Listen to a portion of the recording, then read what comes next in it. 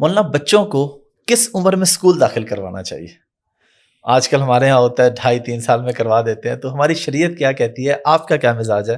آپ کیا کہتے ہیں کہ بچوں کو کب اسکول بھیجیں؟ جیسے آج کل کے اسکول ہیں، میں تو کہتا ہوں بھیجے ہی نہیں، اچھا ہوم ایجوکیشن کروائیں۔ اچھا 3 سال کے بچے کو بھیجنا ظلم عظیم ہے۔ 3 سال کے بچے کو ماں کی گود چاہیے۔ یہ ماں باپ کی جہالت اور ظلم ہے کہ روتا ہوا اس کو لے جاتے ہیں، روتے ہوئے کو لے کر آتے ہیں، تو آہستہ آہستہ اس کے محبت کے نیوران جل جاتے ہیں، اور اس میں اور ماں باپ میں گیپ آ جاتا ہے، وہ کبھی فل نہیں ہوتا۔ اپنے نبی کی سننا کہ 7 سال سے پہلے نماز بھی نہیں کہنی، تو اسکول کیا چیز ہے؟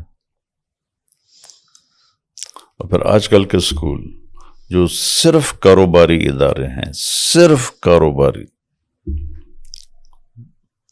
یہ کوئی چھوٹے ظالم نہیں ہیں، یہ بہت بڑے ظالم ہیں۔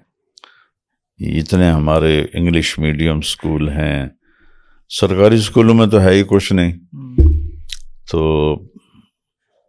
پہلے ظالم تو ماں باپ ہیں جو 3 سال کے بچے کو اسکول بھیجتے ہیں، اور اس سے بعد ظالم وہ سسٹم ہے جو صرف پیسے کما رہا ہے، ان کو اس سے کوئی غرض نہیں کہ یہ انسان ہیں یا جانور ہیں۔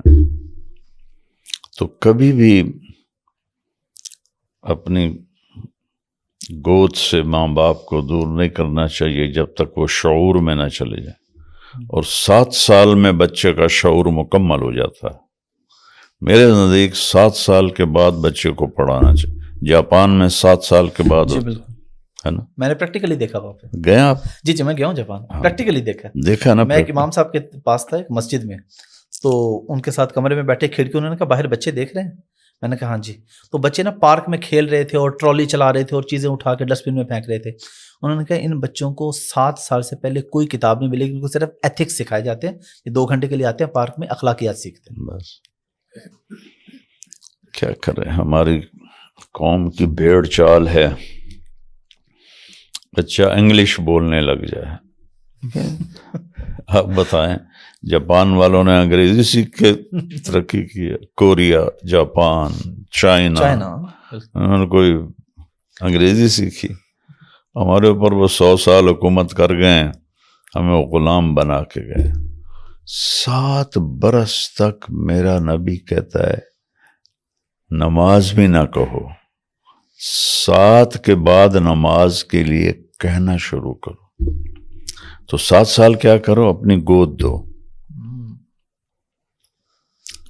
اس 7 سال میں آپ کا اور بچے کا ایک تعلق بن جائے گا۔ پھر ان کو میری عمر 11 سال تھی، میرے والد کو جنون تھا کہ میں ڈاکٹر بنوں، تو مجھے سینٹرل ماڈل اسکول کا وہ ایڈمیشن ٹیسٹ دلوایا۔